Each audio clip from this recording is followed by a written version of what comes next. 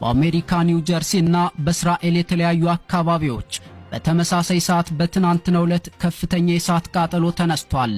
ቃጠሎ ከተነሳ 24 ሰዓታትን ያለፈ ሲሆን እስካሁን እጅ አልሰጠም። እስራኤል በእሳት ወላፈን መፈተን ጀምራለች። አይኖች ሁሉ እስራኤል ላይ አማትረዋል። የካሊፎርኒያው አውዳሚ የእሳት ማዕበል እስራኤልን በነካ እጁ ያራግባት ይዟል። የአሜሪካን ታላላቅ ከተሞች ወደ ብናኝነት የቀየረው የእሳት ውሽንፍር በእስራኤል ተከስቷል። በርካታ ሀገራት እስራኤል እጇን አገኘች እያሉ ይገኛሉ። በትናንትናው ዕለት በኢየሩሳሌምና በቴል አቪቭ መካከል በከባድ የሙቀት ማዕበል ምክንያት ከፍተኛ የእሳት ቃጠሎ ተነስቷል።